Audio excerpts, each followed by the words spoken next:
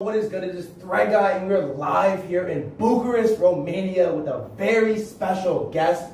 We got Andrew Tate, aka the Top G, in the house on the podcast. Andrew, thanks for coming. How are you doing? I'm doing good, friend. How are you? I'm incredible. I'm fucking incredible. I appreciate you coming out here. Well, obviously you live here, but coming on the pod. No problem. It was a little bit of a journey, a little bit of a battle for us to make this podcast happen. We had some back and forth. Yeah, we did. Probably because you've insulted me a bunch of times on Twitter. I don't know what you want to do about explaining that to me and why we should continue this podcast at all. Should I read out each tweet? We could do a readout. We can maybe pop it up on the screen. I retweeted something I shouldn't have retweeted. Before that, you said things also. It was a few things, but what did you say and why did you say them? Okay, well here's what I said. I'll read it out bar for bar. I said, I knew Andrew Tate was cringe, but I didn't know he was cringe. And I made the tweet because you popped into crypto, you were getting a lot of publicity. To be fair, you were making some controversial statements. Like what? There were some words that...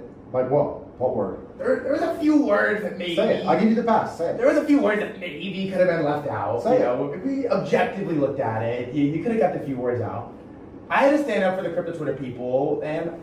Stand up for who? I'll be honest. I wanted to take reply. I wanted to fucking reply. I sent you a DM, you ignored it. I tweeted at you, ignored it. Were you jealous? Um, Was it that I came into crypto and conquered the entire space instantly? Is that the problem? Is that why you said I was cringe? Do you believe you came in and conquered instantly? Well, I do believe I came in and made an impact. You admitted it yourself to the point where you wanted You made an reply impact. from me. You wanted a reply from me. I did want to reply. So then you started saying that I was cringe for saying the word nigger, which you won't say. Say it. Why do you have to do that, though? Why not? Here's my question is...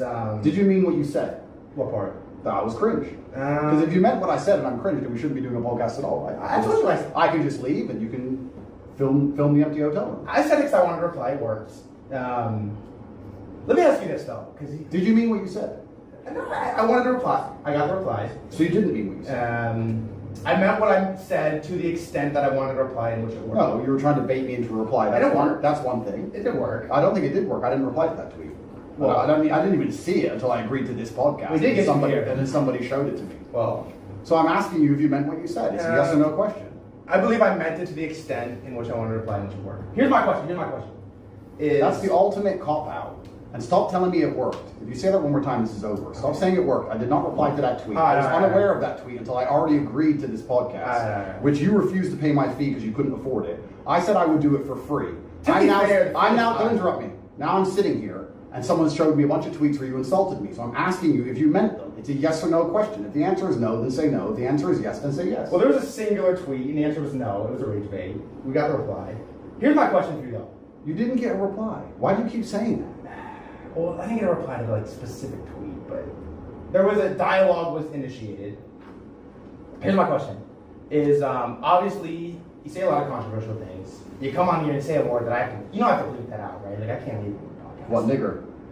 But it's like, here's my question for you: is like when you say these things, these words that I can refuse to use, can't even acknowledge. I mean, come on, okay, what am I supposed to do with that?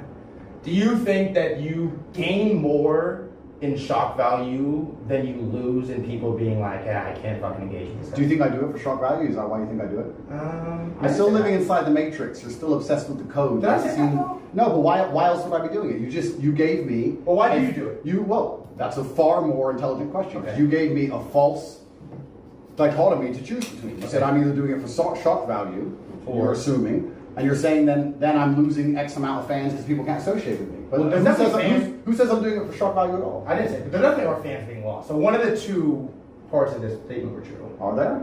I don't know. I'm still one of the most popular people on the planet. Wouldn't you agree? I mean, you flew all the way to Romania to talk to me. I didn't deny that. But I will say that you were brought up in a family vacation, and some people were not... Tell me about your family vacation. Some people were not super pleased. Oh, no. That sounds devastating. For the guy's family. I'm very upset. Tell me about your family vacation. I'm interested. Well, I do love my family. I'm sure you do. Tell me about it. What were they saying? So it's the annual... Well, they're going to listen to this too, you know that, right? That's fine.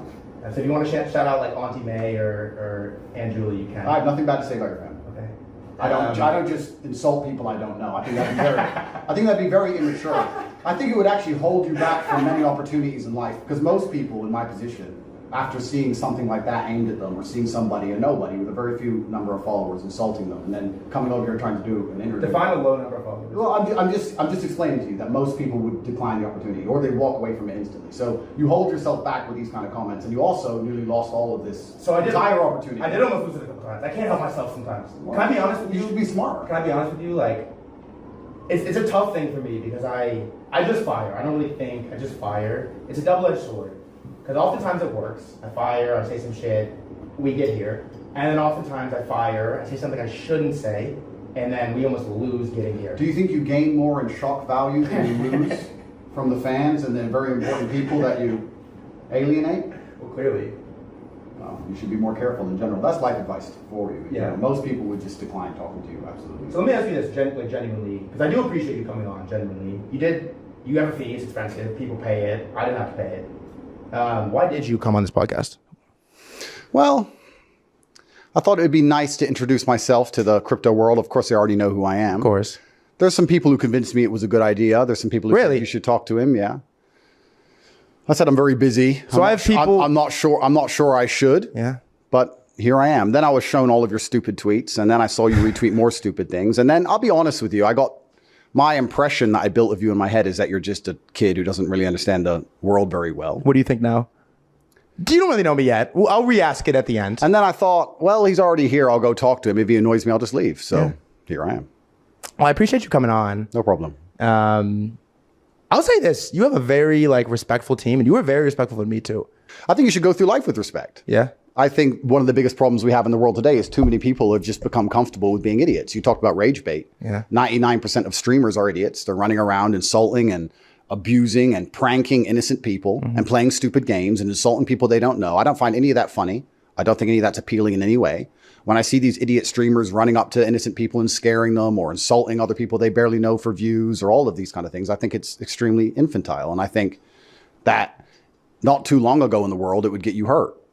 And I go through the world with respect as much as possible. I try not to disrespect people because I understand where I'm from. If you disrespect people, real bad things can happen. So I'm not the kind of person who's going to sit on Twitter and just insult random people. I think that's stupid.